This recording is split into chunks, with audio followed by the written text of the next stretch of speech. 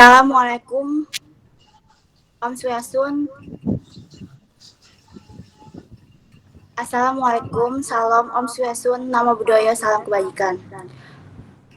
Terima kasih kepada Kak Rizky yang telah hadir di Zoom ini. Selanjutnya, pembacaan CV yang akan dibacakan oleh Destin.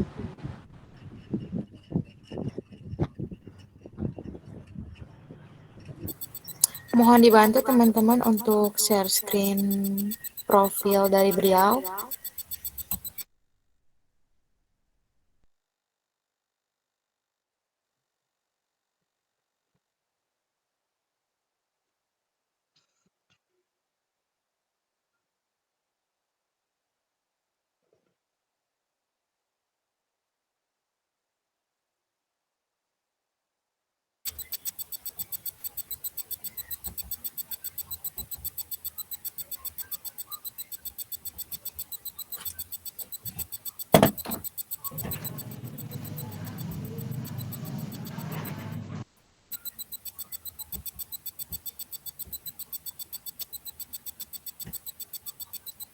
Baik, untuk profil dari Kak Rizky akan saya bacakan.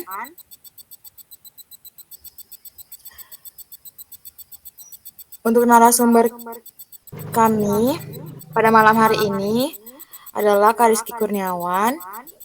Untuk pengalaman kerja beliau pada tanggal 1 Juli 2020 sampai tanggal 30 April 2021 pernah bekerja di Rumah Sakit Harapan Jayakarta sebagai pelaksana laboratorium patologi klinik. Lalu pada tanggal 1 Mei 2021 sampai 16 April 2022 pernah bekerja di Rumah Sakit Port Medical Center sebagai pelaksana laboratorium patologi klinik dan berpengalaman untuk mengambil sampel antigen dan PCR serta pernah mengikuti kegiatan medical check-up yang diadakan pihak rumah sakit ke beberapa perusahaan yang bekerja sama. Untuk pendidikan beliau, 2008 sampai 2014, beliau menempuh pendidikan di SDN Cibubur 03 Pagi, lalu 2014 sampai 2017, beliau menempuh pendidikan di MTS PKP Jakarta International School. Selanjutnya 2017 sampai 2020, beliau menempuh pendidikan di SMK Analis Kesehatan Medical High School. Lalu, beliau juga aktif dalam keorganisasian, yaitu pernah mengikuti latihan bela negara di Pusdikes pada tahun 2017, serta aktif di kegiatan pramuka.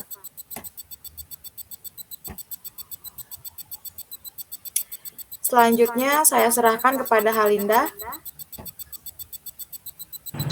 Selanjutnya, langsung saja masuk ke acara inti, yaitu wawancara kepada Kak Rizky dan rekan-rekan dipersilakan.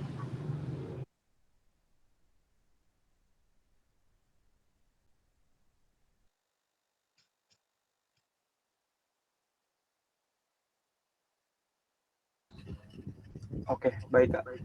Sebelumnya apa suara saya terdengar?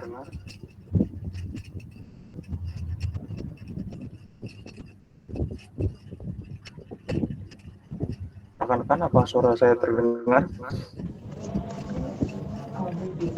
Ya, terdengar. Oke. Pertanyaan pertama dari saya, peraturan umum di lab tersebut itu seperti apa ya Kak? Peraturan di laboratorium itu dia mencakup seperti penggunaan APD secara lengkap, terus juga peranalitiknya sih, lebih ke peranalitik, kayak kita tuh ngerjain sampel itu harus apa dulu nih yang dipersiapkan, kayak pertama kan APD-nya, terus kalau di lab itu kita harus pakai jas laboratorium, terus juga lebih ke arah yang kesafetyannya dulu sih, terutama kalau di lab itu seperti itu sih. Mungkin untuk peraturan tertulisnya Kak, apa ada lagi atau Kalau gitu aja? peraturan tertulisnya itu biasanya dilarang pakai perhiasan selama bekerja di lab, terus juga harus pakai jas lab, pakai nurse cap, masker, itu dia harus diterapkan selama di lab karena berpotensi untuk menimbulkan apa ya, patogenitas gitu loh. Jadi kayak biar kamu nggak kesalahan nih di lab, jadi kamu harus pakai APD dengan benar. Kalau tertulisnya itu setahu saya pertama pakai APD dengan benar, sama ini harus apa, tidak boleh memakai perhiasan selama di lab. Itu sih yang pernah saya baca. Oke, baik. Pertanyaan selanjutnya akan dibacakan oleh teman rekan-rekan saya. Izin memperkenalkan diri Kak, nama saya Renaldi.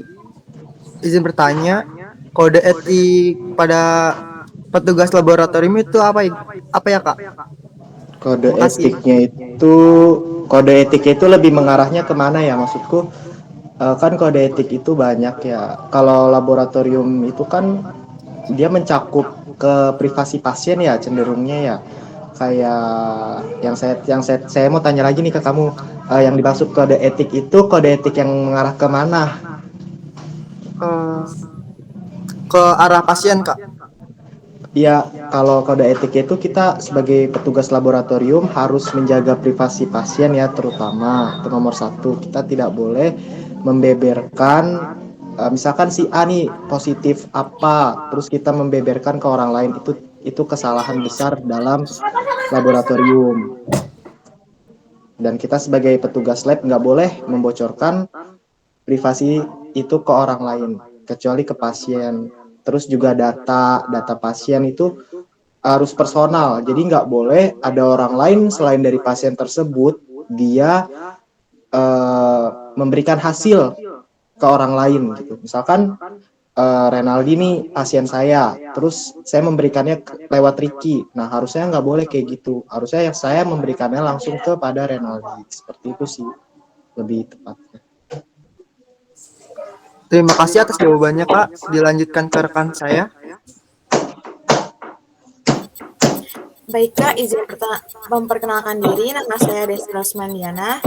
Saya izin bertanya, bagaimana pemberlakuan pasien di sana? Apakah ada perbedaan antara pasien umum dengan BPJS saat berada di lab?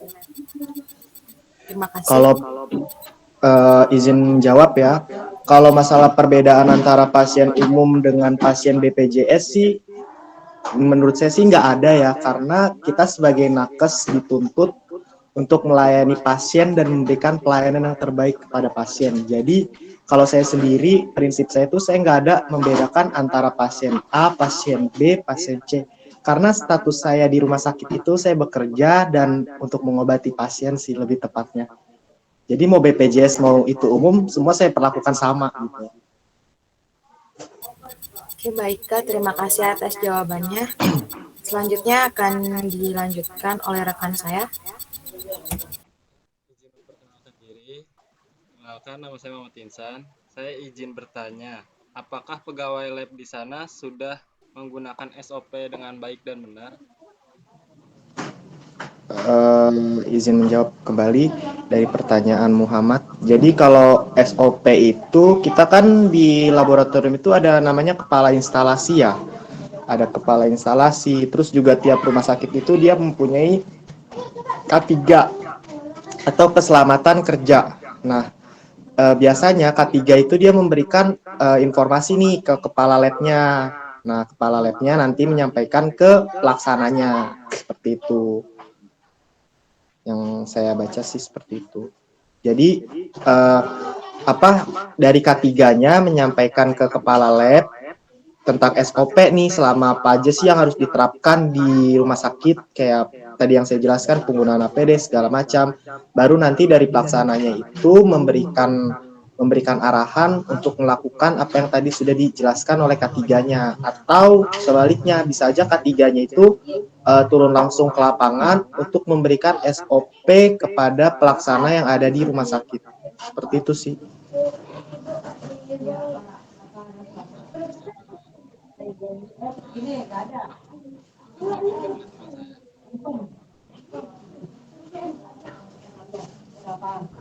Izin memperkenalkan diri saya Halinda, izin bertanya Kak, apakah keberhasilan hasil lab pasien dijaga dengan baik? Itu sepertinya tadi udah ditanya lagi ya sama yang masalah kode etik itu kan.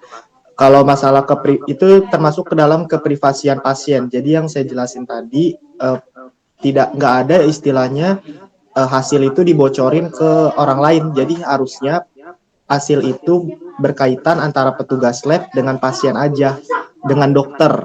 Jadi misalkan nih ada pasien IGD nih dengan diagnosa dia DHF, misalkan dia juga cek screening HIV, misalkan HIV-nya positif nih. Nah itu tuh kita nggak bisa membocorkan ke keluarganya. Jadi kita melalui perantara perawatnya, nanti perawatnya melaporkan ke dokter. Nanti dokter berdiskusi dulu nih sama pasiennya, kira-kira pasiennya setuju nggak kalau misalkan si pasien ini didiagnosa HIV terus dilaporkan ke keluarganya. Jadi petugas lab tuh nggak boleh membocorkan privasi pasien.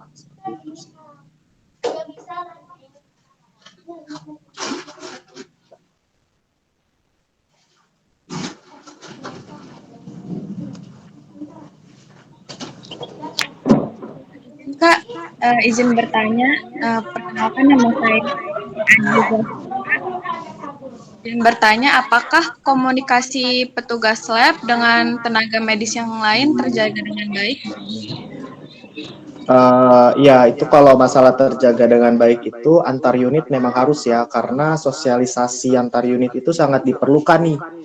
Karena kan ini mencakup pasien ya, kalau misalkan satu unitnya nggak akur sama unit lain, otomatis kan pasien itu dia terlantar kan jadinya. Misalkan intinya sih gini, Mas, misalkan kamu ada masalah personal nih dengan siapa, nah masalah personal kamu itu nggak boleh dibawa kalau kamu sedang bekerja, seperti itu. Jadi nggak ada istilahnya berantem-beranteman di rumah sakit, nggak ada. Senioritas juga jarang sih di rumah sakit. Gitu. Ya, terima kasih Kak atas jawabannya. Selanjutnya akan ditanyakan lagi oleh rekan saya. Baik, oke Kak. Mungkin pertanyaan terakhir dari saya, apakah pembuangan limbah medis sudah sesuai SOP di rumah sakit tersebut? Pembuangan limbah medis sudah sesuai SOP. Iya, sudah sesuai SOP. Kayak limbah cair, limbah padat itu dipisah. Begitupun dengan sampah. Di rumah sakit itu dia ada sampah medis sama sampah non medis. Biasanya sampah medis itu dia sampah infeksius yang terkena oleh cairan pasien, kayak handscoon, terus juga tisu yang bekas darah, alkohol swab, itu dia dibuangnya di sampah medis. Sedangkan kalau yang sampah non medis itu dia mencakup plastik sama tisu kering, terus juga kayak plastik itu jatuhnya ke sampah non medis. Terus juga ada lagi untuk tempat pembuangan jarum, dia juga khusus. Jadi ada boxnya itu khusus untuk jarum. Dan itu pun harus dibuka dulu tutup jarumnya, jadi antara toraks sama jarumnya itu dipisah, seperti itu. Oke, baik Kak, terima kasih untuk Kak Rizky yang telah memperkenankan waktunya untuk kami wawancari. Iya. Sekian wawancara dari kelompok kami. Lebih kurangnya mohon maaf dari sikap dan perkataan kami, mohon dimaafkan. Assalamualaikum warahmatullahi wabarakatuh. Waalaikumsalam warahmatullahi wabarakatuh. Terima kasih Kak. Iya, makasih. Terima kasih Kak Rizky. SS dulu dong, keren nih. Turun tadi sama Kak Rizky-nya tahu. Iya, Kak Rizky udah 5 aja. Gila, suruh jadi lagi. Dari yang udah ngerekam aja cepet banget kan udah ada yang ngerekam. Dan